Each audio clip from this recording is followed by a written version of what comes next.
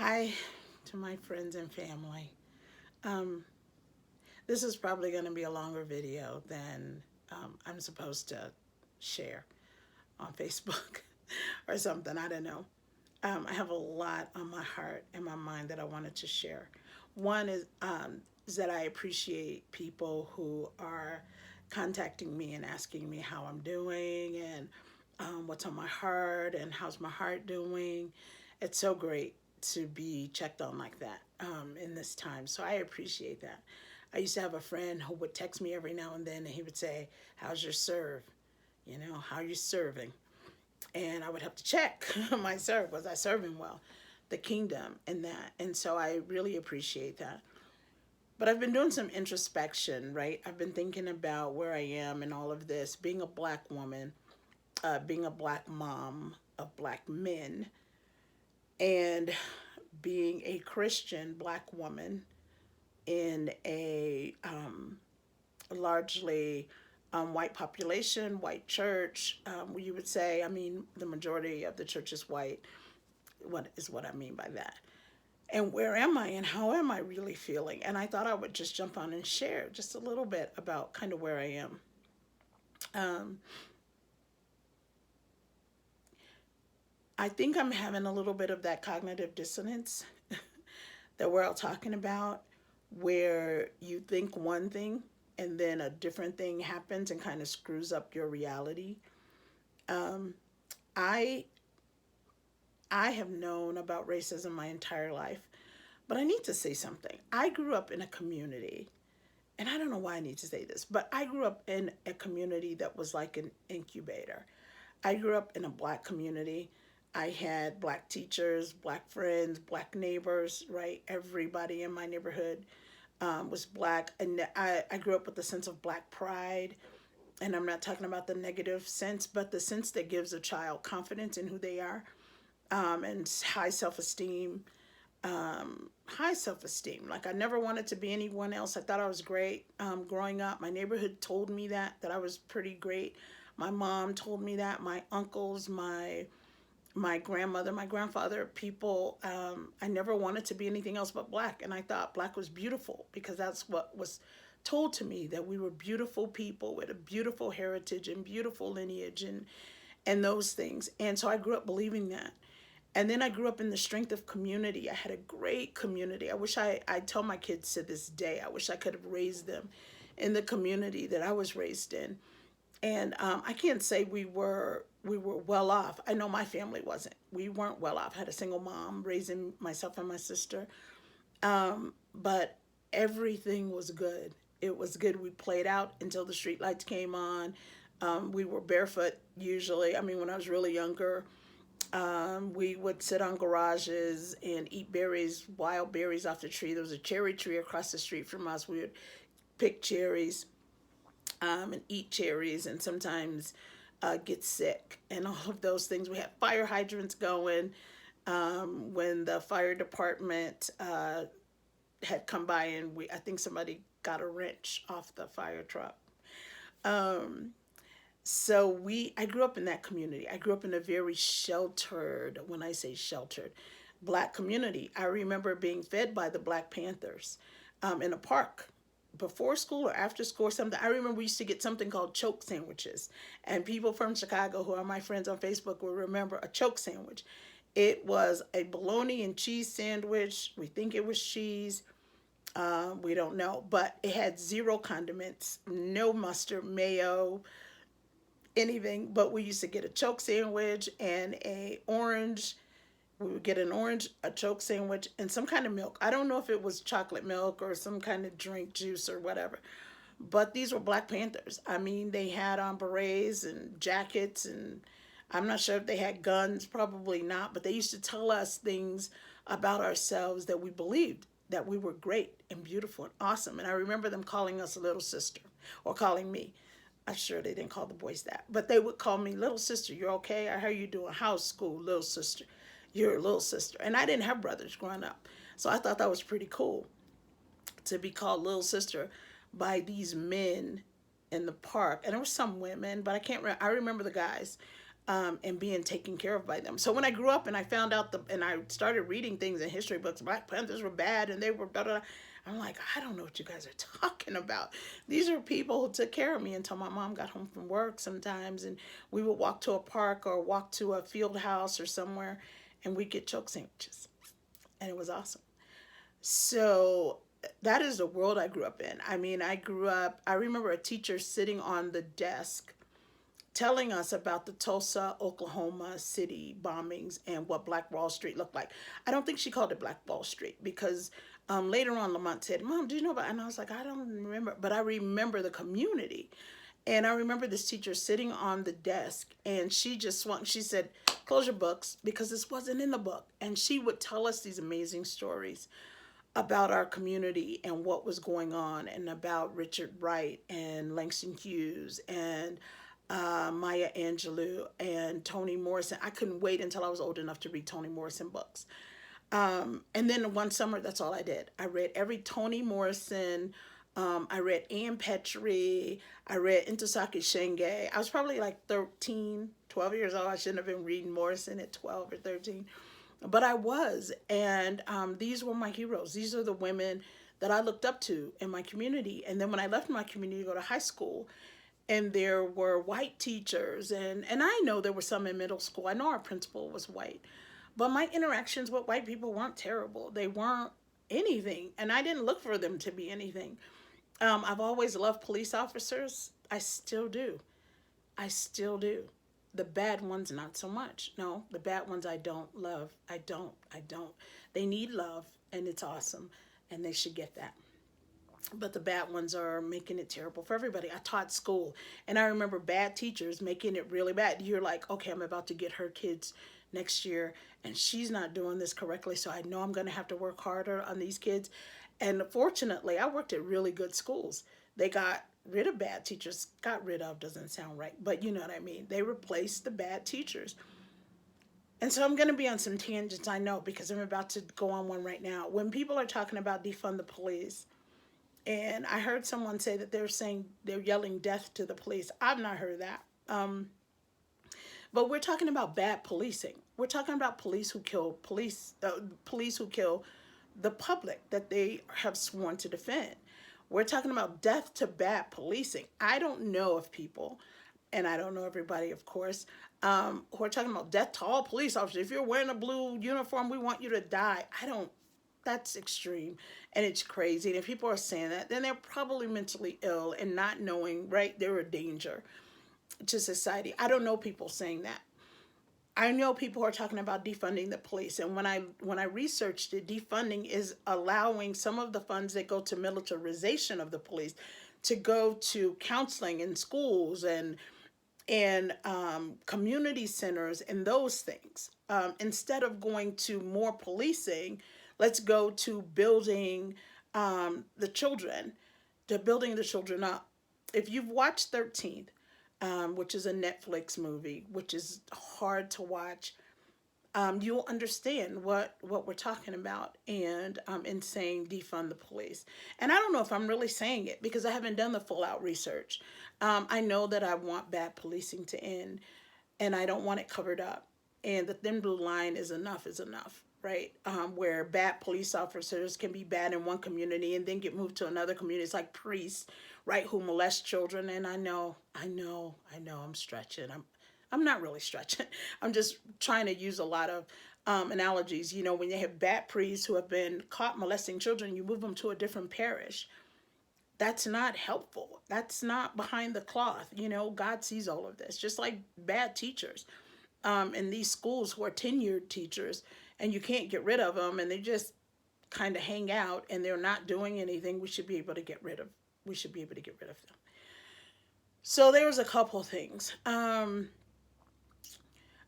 am in a place of the cognitive dissonance right now because I expect the world to act a certain way. I don't expect it in the church. And I am, even though I had the underlying feeling like, we may have some race issues in the church, but once they're brought out, once things are seen, people will go with God, and people will say, "Oh, this is horrible." And I'm not experiencing that. I'm experiencing people saying things like, "Oh, the flag is I will never kneel for the flag. I mean, I will never sit down during the national anthem. The flag is my," and I'm thinking, are you worshiping the flag more than freedom? Or not worshiping, but are you leaning more towards the flag itself than the freedom that it represents? Yes, that's exactly what's happening. I'm finding that's exactly what's happening. But it's not because of the freedom that it represents. I think it's because of who we're talking about freeing. So I think about Colin Kaepernick, right? Which I've always agreed with Colin. I'm not always had the freedom to say it, but I've always agreed with Colin because I understood what he was talking about. I believed him when he said it wasn't about the flag. He said, "I love my country. I have brothers and sisters or whoever, family members who are military." But it's like we wanted to not like what he was doing because we didn't like why he was doing it. I used to tell my friends, if Colin kneeled for veterans. Let's say there are veterans who are homeless, veterans who can't get their medication through the VA or whatever government programs. They fought in World War II. They fought in, whatever. They've been in Afghanistan. They can't get their benefits and all that. If Colin said, "I'm going to kneel until veterans get I think we would have had stadiums kneeling. I just do. I wish we could have done the social experiment. If Colin had said, "We will not stand until the freedom is afforded to every veteran, the freedom to be healthy, the freedom to get their we would not have had a problem. I think it's because of why he was kneeling and who he was kneeling.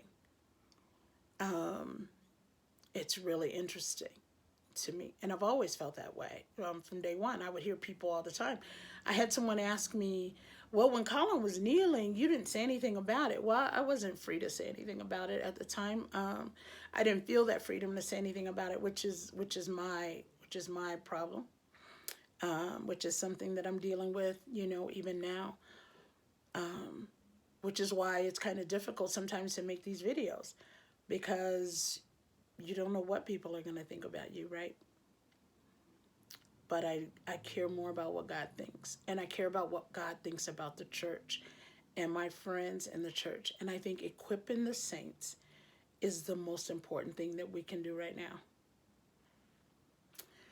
So I'm having a little bit of cognitive dissonance where I'm not understanding why the church is holding on to, or why Christian people or people who have said they were Christian are holding on more to the symbol of the flag than the salvation of man. Because when we are talking a symbol more than salvation, which is the love of people to bring them in instead of not caring if they stay out, because to hell with you if you are anti-American, which people aren't. But America is so tied. I saw this meme too, and America is so tied and steeped in racism that when you protest racism, people say you're protesting America. Colin Kaepernick was not protesting America. He's protesting brutality against black people. So when you say that, people go, "Oh, you're protesting America." How is protesting America protesting black lives? See how we have that kind of jacked up? And we need something going on in our hearts, because this is not the way to the kingdom. And I'm just going to say that outright. You can't judge my heart. I'm just saying. It's not the way to the kingdom. And the enemy is tricking you. The enemy is tricking you. If you're more America than you are Scripture, where in the Bible would God oppose us freeing the oppressed? Where in the Bible would God say that black lives don't matter? He wouldn't. He wouldn't.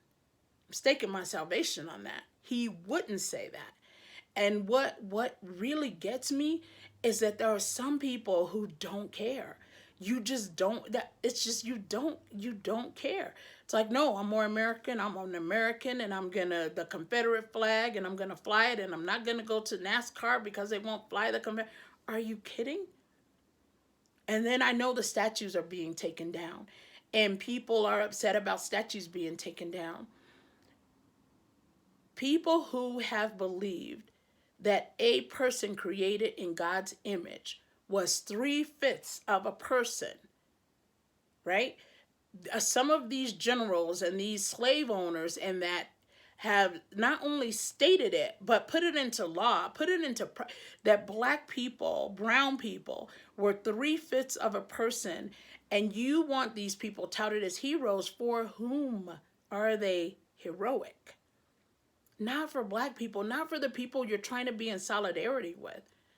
So I'm thinking, and this is harsh just to bring it up. Anytime you bring up Hitler, it's just harsh. But that's like having statues of Hitler in Germany or Hitler in Israel, right? Jews were the people that he was persecuting, and saying that this is a hero because it was history. We're going to leave this up because it was history. We wouldn't ask Israel to have a picture, to have a statue of Hitler up. We wouldn't do that to people because we know the trauma that is inflicted there. And when black people are saying, take down the statues of the people who caused us trauma from the public places, if you're going to put them in a museum, that's awesome because I'll have to go pay to see them. And that's great. Nobody's trying to erase history. Who can erase history? Right? We definitely cannot erase the history of slavery because we're kind of still living under some of those same rules and some of that same oppression. So there's no way we can erase it. Who wants to erase history?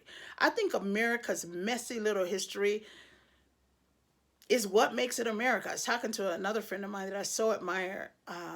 He and Lamont, we were in a Telegram group, and it was so cool because I was all about rewriting the Constitution and doing this whole thing. I was a little radical. I was a little upset. And we got to a place where I'm like, okay, so I'm in love with the messiness, right? When I thought about it, I'm like, America is like this child that's just waking up and realizing that its father was was abusive to people. I know. I didn't say it that nicely when I was speaking to a friend of mine. It's like saying, "What? But my father is so good. My father's a good man, and he has good values, and he is good." And then you find out that his past was ugly. And then you have the people who are saying that the past was ugly. His people who are saying that his past was ugly, you get upset at them. No, it wasn't. And they're saying, yeah, it was kind of ugly. And so we're all in this kind of crazy headspace, right? Where we're trying to understand what's going on, and we're trying to understand that there's a newness coming, I pray. Um, and that equality does not mean you lose. Equality does not mean you lose. Equality means America becomes the country that it's touted itself to be. That it's a country where everybody is equal. And if you have a problem with that, if just my saying that causes you like, check your heart. Check your heart. Equality is not anti-patriotism. It's actually what it is. I think I am one of the most patriotic people in the world. I love this country. I love this country. Like I said, I love its messiness. I want to rewrite everything, but no. I love its messiness, and I love wrestling this to the ground. For once and for all, let's be done with it. But if you're having issues with equality, meaning you're losing something, then who are you? Who are you saying that you are if people have to be less than?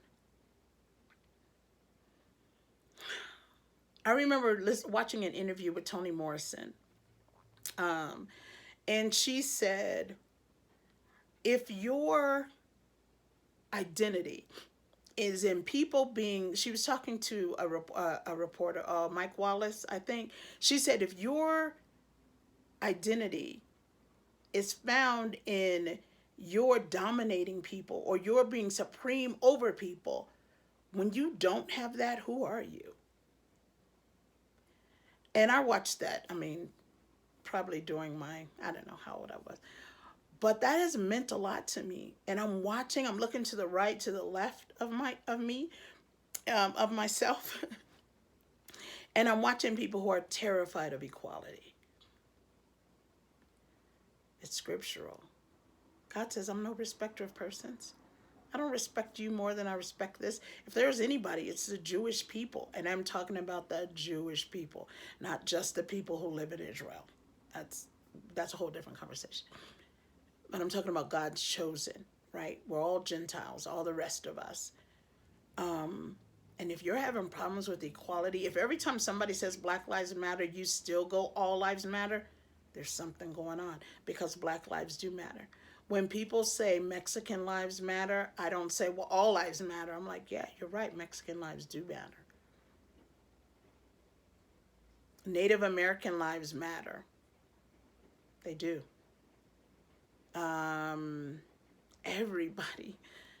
Everybody's lives matter. They do. Right now, we're just taking a look at Black lives that have succumbed to years, well, I won't say succumb, have endured years of brutality and inequality.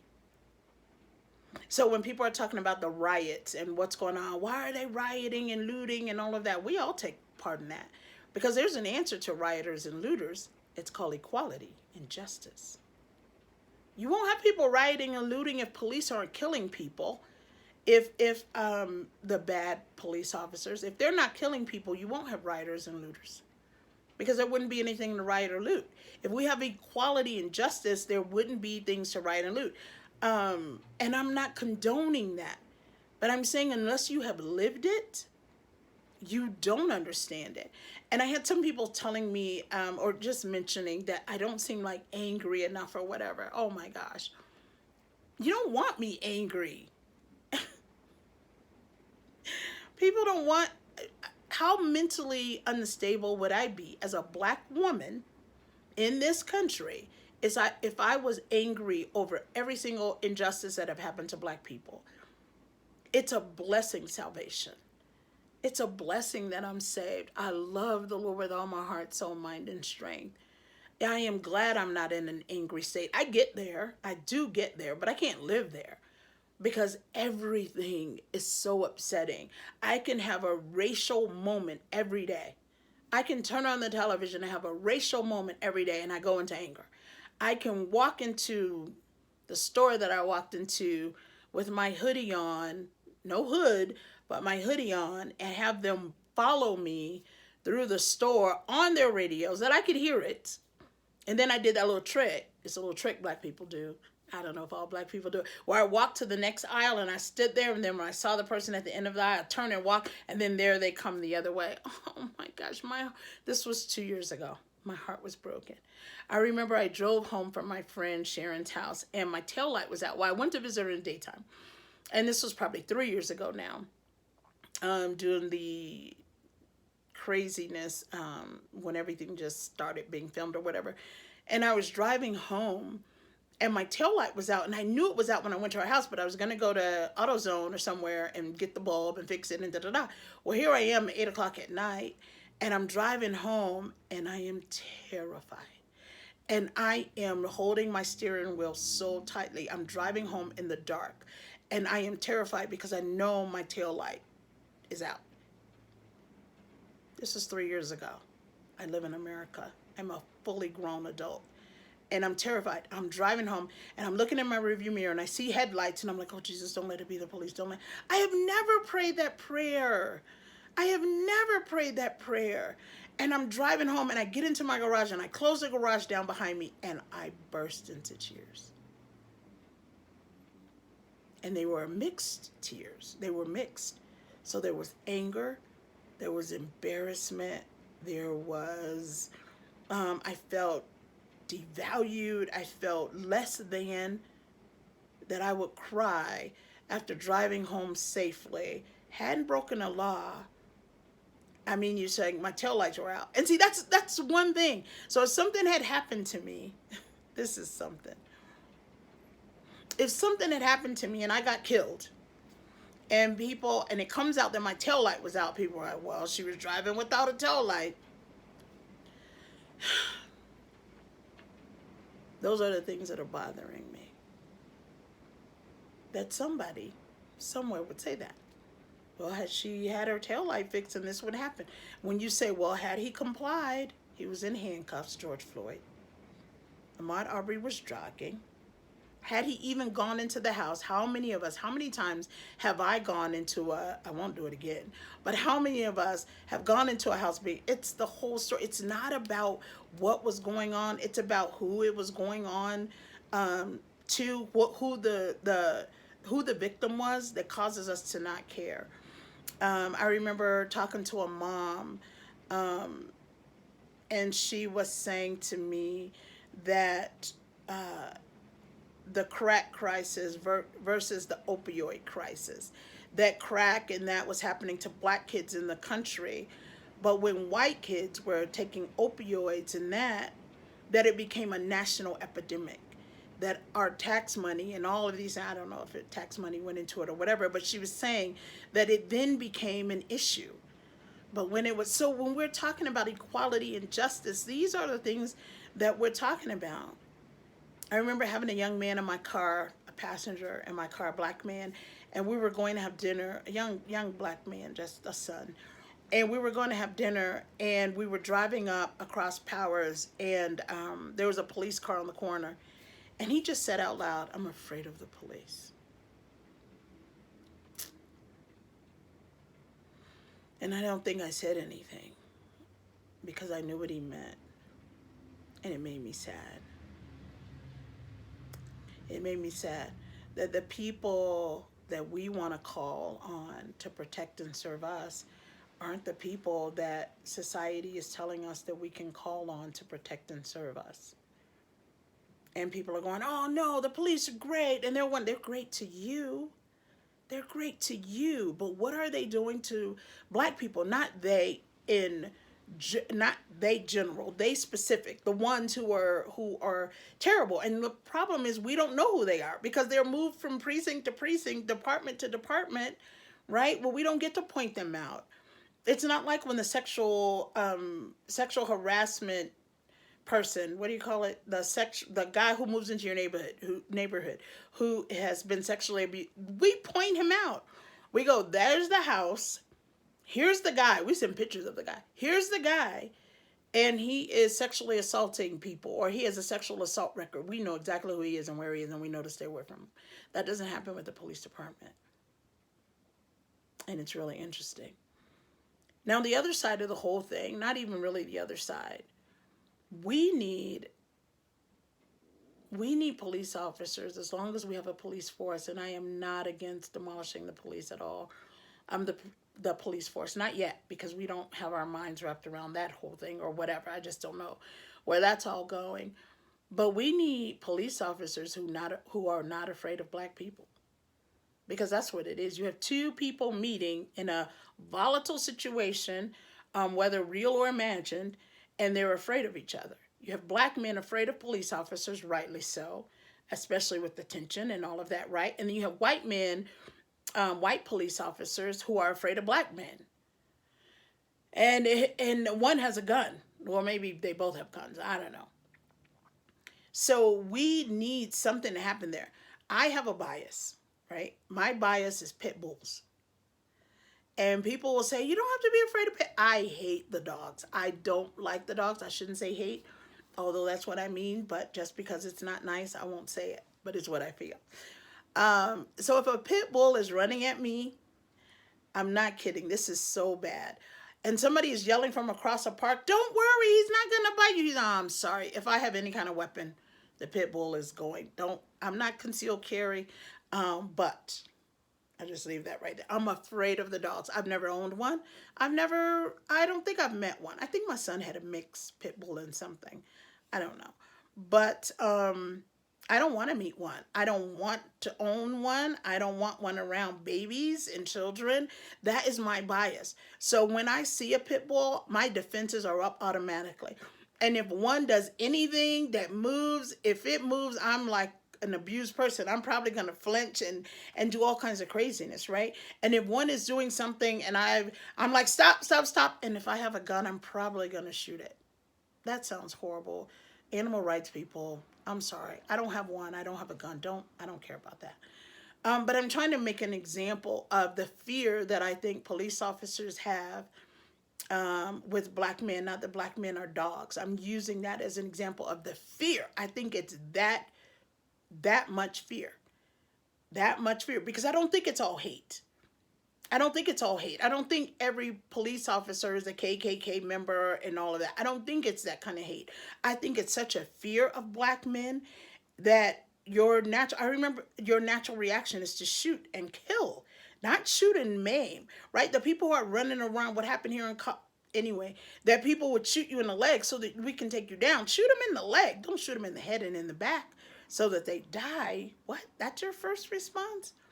But I think that comes out of hate. I mean, out of fear, I'm sorry. I think that comes out of fear. And so we need some police officer trained in fear, trained on how to manage their fear. And I think one of the questions when you join the police department should be, are you fearful of black people? And there should be some kind of psychological test behind that. And there should be somebody administering the test who really know if they really are afraid. And I think these tests should go on always, because even when you have somebody saying, oh no, he's not afraid of black people or whatever, and it's a white gentleman even, sometimes white people don't recognize racism. And I'm not saying every black person does, and I'm not saying every white person doesn't. But if you don't have someone who knows what this looks and smells like because they've been in it, right, for a long time, and they can recognize, and it's not a calling out like, oh, you're a racist and you're a blah, blah, blah.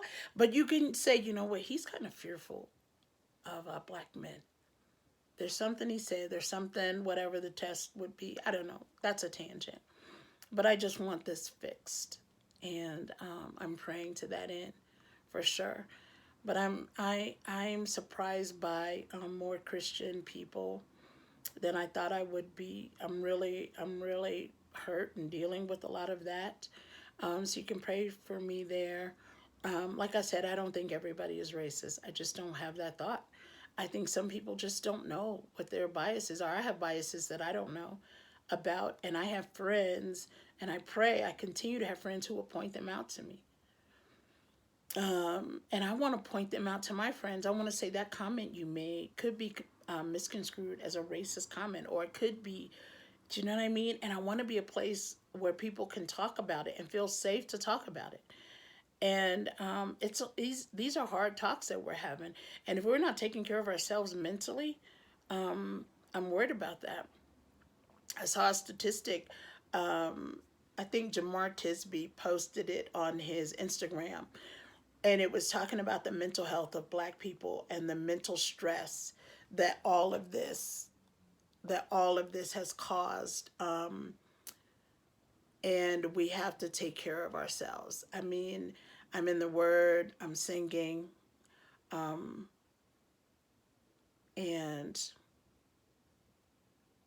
singing worship is what I meant. But I think we need to be better about taking care of us in this.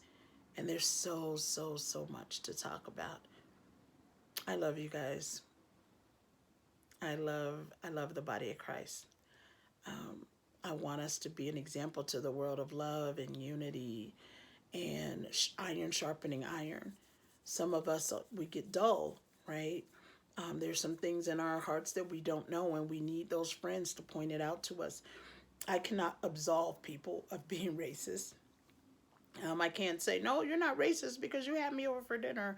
Or no, you're not racist because you are my mailman or something like that, right? These are things that we need to examine in our own hearts.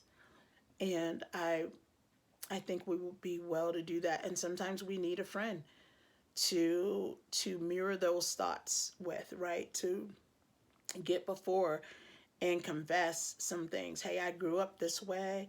I grew up during this time, and these are the things I heard my parents say that I didn't want to take on, but I did. Whether you're white or black, whatever, I'm finding so many people who are black people who are saying, I hate white people and they're all racist and this is just what's going to happen. We need to examine our hearts with that because it's not true.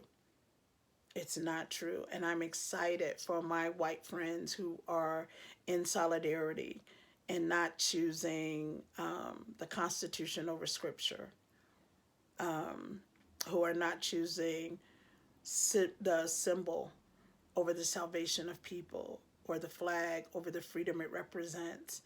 I don't understand all of that. And I'm praying to understand and to listen and to offer just love and mercy and grace and that. And I think I'm still in that place of just offering love and mercy. I've talked to so many people this week. I got so like mentally tired. But I know I love it because I wake up in the next day. I'm like, okay, let's see who wants to talk about racism and not even talk about racism, but who wants to talk about unity? Who wants to talk about loving each other? And let's put our stuff on the table and trust each other with it, right? And people are saying, I don't know what to say. Somebody asked me. I was in a Zoom meeting with the group, or oh yeah, this was anyway. And they said, what do we call people, black or African American? Oh man, that's such an old deal. So I think when you're talking about black people and you don't know their heritage, it's black people. Because some people who look like me are not from Africa, right? They're Dominican. They could be Puerto Rican. Well, Puerto Rican, I'm not saying. I'm talking about people with skin, with dark skin. They could be from anywhere. So black people is a general term. African American, if you know that they're from African heritage, you can say African American.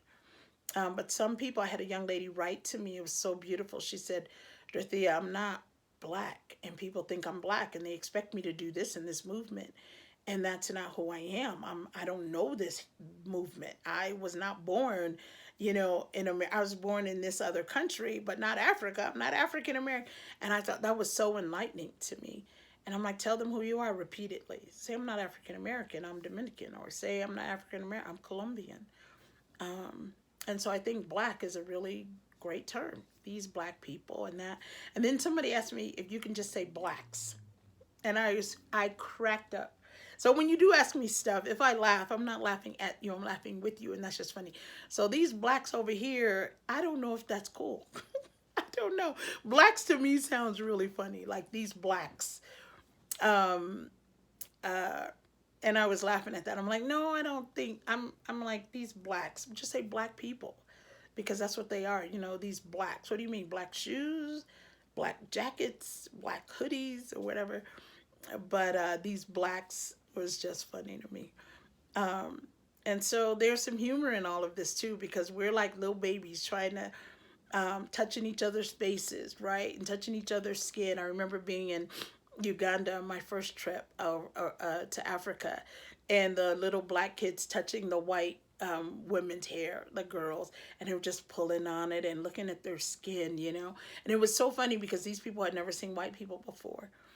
And I loved it because they were all the white people that I was there with. They were fine with touching the skin and touching the hair and all of that, and they thought it was so cute. And that's kind of where we all are. We're all kind of feeling our way around. Like, is this okay?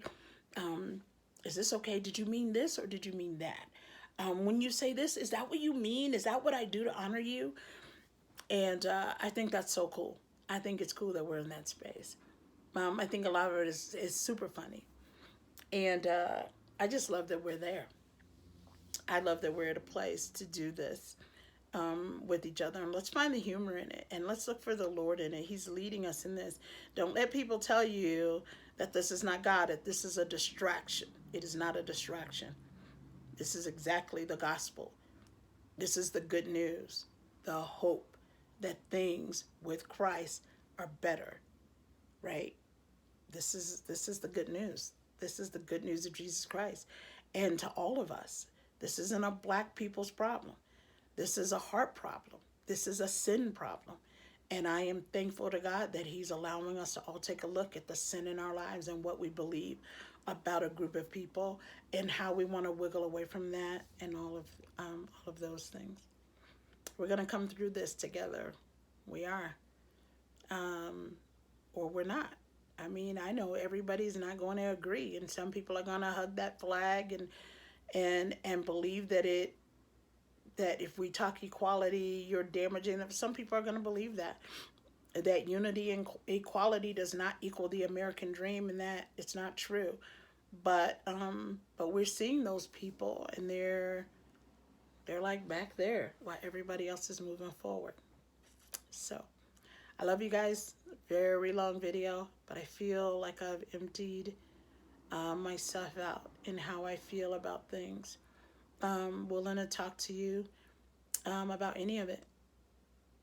You can message me, and then we can talk on the phone, or we can get together and have chai tea.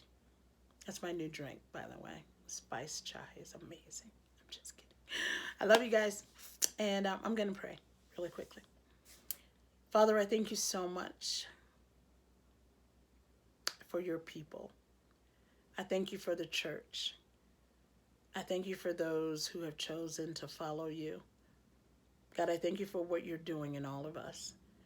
I thank you that we're waking up to some realities, and that the foundation of those things is love. The foundation is love. And God, I pray that we would understand that, and that you would unify us against all odds of us being unified. I pray that we would all know that the enemy doesn't win, and that he's being exposed to his shame. And God, that we will run towards you and to each other, and away from him and his ideologies and the hate that separates us. God, I thank you for the people who are in the forefront of this race to you. I thank you for the people who are speaking your truth and loving the way you love, and holding us accountable to staying awake in this fight. God, that we would get buddies who can nudge us every now and then and say, hey, are you still fighting for equality? And God, that our response would be, yes, I'm still fighting. God, we thank you that you go before us in this. Thank you that we're alive for such a time as this. God, we thank you that these are the seasons where you say men will hate us because we're following you.